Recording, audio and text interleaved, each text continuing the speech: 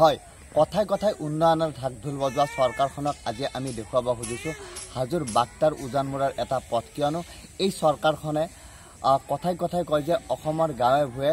পথৰ উন্নয়ন কৰিছে তেওঁলোকে কিন্তু আজি আমি এটা বছৰৰ 12 মাহে পানী থকা এটা পথ দেখুৱাবলৈ ওলাইছোঁ এই মুহূৰ্তত ভিডিঅ' জাৰ্নেলিষ্টে দেখুৱাইছে আপোনালোকে এইটো উজানমুৰ পথ প্ৰায় 500 মিটাৰ দৈৰ্ঘ্যৰ এই পথটোত বছৰৰ 12 মাহে পানী থাকে আৰু এই অঞ্চলৰ ৰাইজে পঞ্চায়তৰ পৰা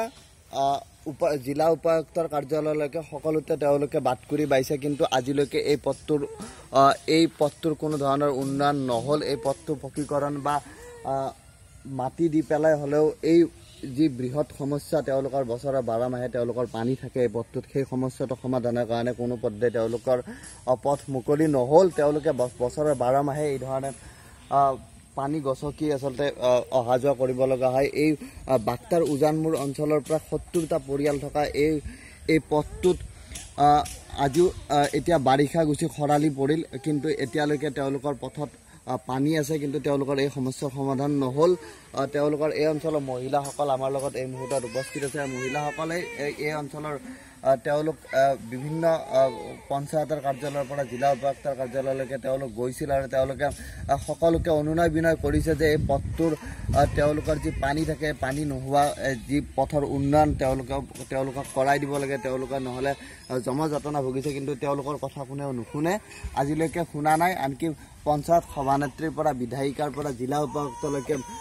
চৰকাৰী প্ৰশাসন যন্ত্ৰৰ পৰা ৰাইজৰ প্ৰতিনিধিলৈকে সকলোৰে ওচৰত তেওঁলোকে অনুনয় বিনয় কৰিছে কিন্তু তেওঁলোকৰ এই অনুনয় বিনয় কোনেও শুনা নাই আৰু তেওঁলোক জমযাতনা ভুগি আহিছে উন্নয়নৰ ক্ষেত্ৰত গতিকে এই ক্ষেত্ৰত আমি ভুক্তভোগী মহিলাৰ ওচৰলৈ যাব বিচাৰিম আচলতে আপোনালোকৰ এই সমস্যাটো কিমান বছৰীয়া আমাৰ বছৰ দিন হেৰি হৈ যায় প্ৰত্যেক বছৰতে থাকে কিন্তু হেৰি SDC SDU সমস্ত জায়গাতে আমি তথাপিতো আমাৰ এইটো কামটো নহয় মণ্ডলো আহি পেলাই চাই যায় কিন্তু কোনো ডিচিশ্যন নলয় আপোনালোকে কথাই কথাই হাজোৰ বিধায়িকাগৰাকীয়েও আচলতে হাজোৰ প্ৰতিটো পথ উন্নয়নৰ ক্ষেত্ৰত তেওঁ যথেষ্ট কাম কৰা বুলি কৈছে কিন্তু এদিনো আমাৰ ইয়ালৈ অহা নাই বিধায়িকাগৰাকী আহিছে অহা নাই কোনোদিন ইয়ালৈ ৰাস্তাই গুচি যায় কিন্তু এইফালে নাহে আমি ইমান কাগজ দিওঁ কিবা দিওঁ আমাক গুৰুত্বই নিদিয়ে তাৰমানে গুৰুত্ব নিদিয়ে বিধায়িকা সুমন হৰিপ্ৰিয়াক জনাইছিল নে নাই আপোনালোকে জনাইছে মানে গৈছিলো লগ্ন পালো আৰু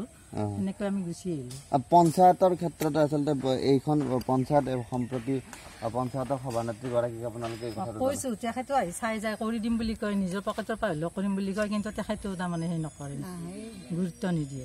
নিদিয়ে আৰু আপোনালোকে এই সমস্যাটোৰ ক্ষেত্ৰত এতিয়া আপোনালোকে চৰকাৰক বা ৰাইজৰ প্ৰতিনিধি জনপ্ৰতিনিধিসকলক আপোনালোকে কি অনুৰোধ জনাব এতিয়া আমাক ৰাস্তাটো সম্পূৰ্ণ কৰি দিব লাগে আমি নহ'লে ল'ৰা ছোৱালীবিলাকে স্কুলত যাব নোৱাৰে তাৰমানে অসুখ হৈ থাকে কৰোণা ভাইৰাছৰ কথা আছে ইয়াত জ্বৰ হয় কিবা হয় মেডিকেল নিব নোৱাৰে তাৰমানে ডাঙৰ ডাঙৰ ছোৱালী আছে কোনো ধৰা আহি তাৰমানে সেই পচন্দ নকৰে কিবা নকৰে তাৰমানে আমাৰ বহুত অসুবিধা আৰু সৰু সৰু বাচ্চা এইবিলাক খৰালি মাহতে যদি ইমান পানী বাৰিষা কেনে অৱস্থা হয় ইয়াত মাঘৰ মাহতো থাকে পানী মাঘৰ মাহতো ভোটৰ টাইমত সেৱা কৰি অন্তৰৰ পৰা সেৱা কৰি যাব আয়াত মায়াত ভোট দিবি ৰাস্তাটো ভাল কৰি দিম জয় হবা নহ'লেও মোৰ হাতৰ পইচা দি হ'লেও ভাল কৰি দিম কিন্তু জয় এইফালে পাকা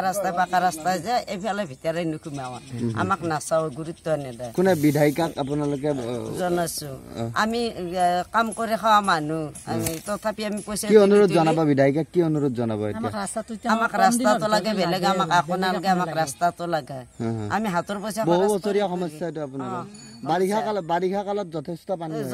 পানী ঘৰতো পানী চোতালতো পানী এতিয়াও চোৱা এই ৰাস্তা ওলবাই পাৰা নাই আমি পানীৰ কাৰণে আমি বেলেগৰ চোতালে সেনেকে তামোল পাৰি দি শাকো কৰি সেনেকে অহা যোৱা কৰি আছো তথাপি আমি ৰাস্তাত ভৰি দিবই পাৰা নাই যো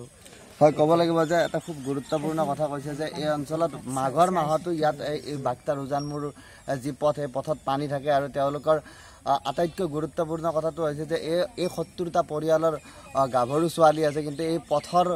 দুৰৱস্থাৰ কাৰণে ইয়াত বিয়া কৰাবলৈ আহিবলৈ টান পায় মানুহে গতিকে এই ক্ষেত্ৰত চৰকাৰ তথা জনপ্ৰতিনিধিক তেওঁলোকে অনুৰোধ জনাইছে বা তেওঁলোকে কাতৰ অনুৰোধ জনাইছে যে সোনকালে এই পথটো উন্নয়নৰ ক্ষেত্ৰত গুৰুত্ব দিয়ক অন্যথা তেওঁলোক এই ধৰণৰ বছৰৰ 12 মাহেই বানপানীত বা পানীৰ সমস্যাত ভুগি থাকিব লাগে আৰু তেওঁলোকৰ পথৰ যাতায়াতৰ ক্ষেত্ৰত জমৰজটনা ভুগিব লগা হয়